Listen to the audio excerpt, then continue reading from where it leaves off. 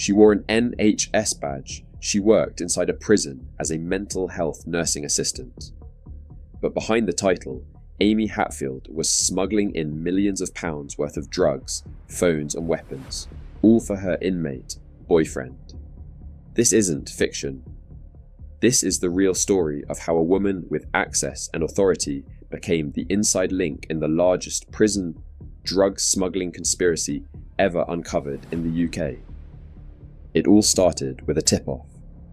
In October 2019, Hatfield arrived for her shift at HMP Lindholme, a prison in South Yorkshire, but waiting for her at the gate were police officers. Anti-corruption detectives had received word that Hatfield had crossed a line, not just emotionally, but criminally. They asked her if she had anything on her.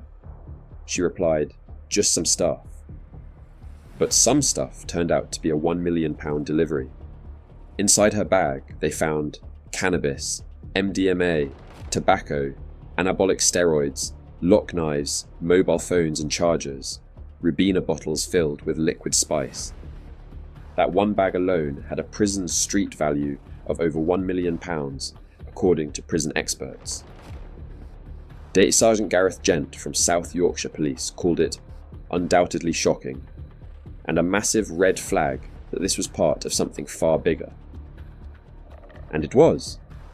When police searched Hatfield's phones, tracked her bank activity and checked her movements, they uncovered a sprawling criminal network operating both inside and outside of prison walls. Amy Hatfield had been in a secret relationship with inmate Joseph Whittingham, a known drug dealer serving time at Lindholme. Instead of shutting it down or reporting it to her supervisors, as prison staff are trained to do, Hatfield embraced the relationship. She fell hard. The two exchanged intimate messages on illegal phones, swapped explicit photos, and even arranged secret meetups inside the prison. But it wasn't just about love. Whittingham used the relationship to his advantage, convincing Hatfield to bring in drugs, weapons, phones and SIM cards, which were then sold inside at 10 times their street value. Hatfield wasn't acting alone. She was part of a 16-person network, including prisoners, girlfriends, mothers, fathers, and family friends, all helping to traffic drugs into HMP Lindholme. And they weren't just smuggling in cannabis and spice. We're talking about heroin, ketamine, MDMA, anabolic steroids, prescription meds, knives and burner phones. Prisoners would place their orders through key dealers inside. Names like Whittingham, Jordan Needham, Kieran Murphy, Anise Williamson, William Francis and Anthony Campbell, a convicted murderer serving a life sentence for a 2004 shooting in Liverpool.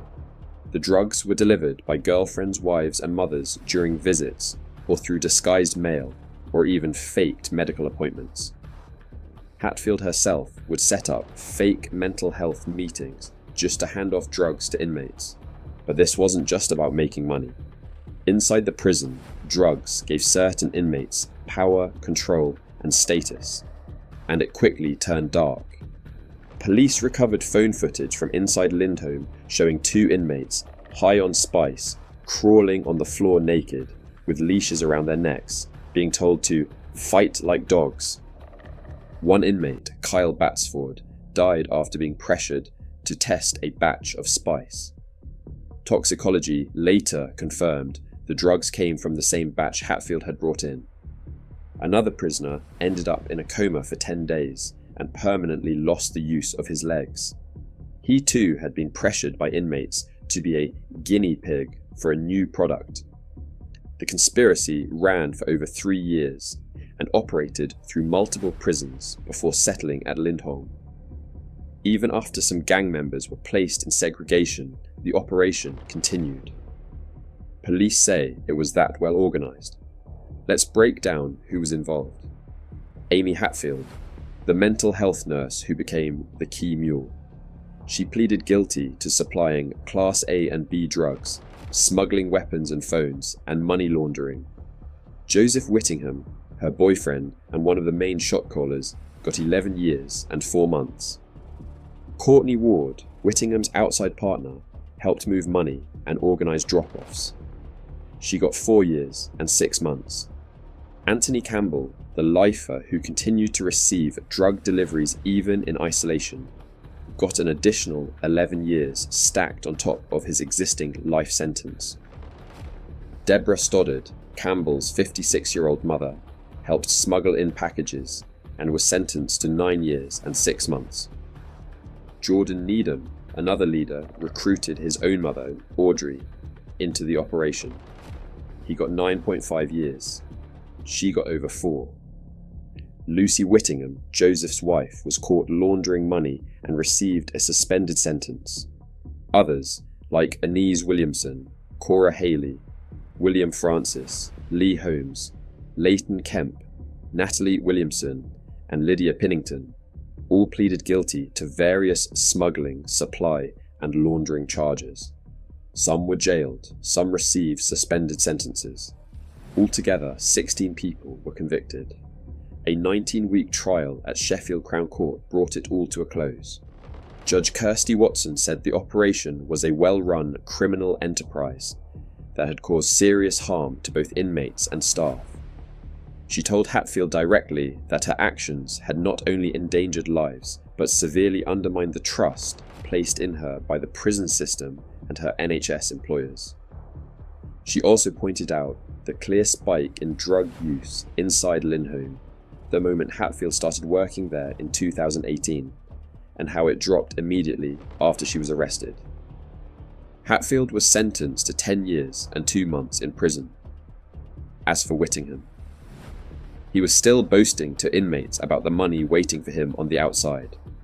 And even after the bust, prison inspectors say HMP Lindholme still has major drug issues, with contraband being dropped by drones, limited staff screening at entry, and not enough X-ray protection. In the end, Amy Hatfield went from being a healthcare worker meant to support rehabilitation to one of the biggest contributors to prison corruption in UK history. She thought she was helping someone she loved. But what she really did was help destroy lives. Now she's serving time in the very system she helped poison.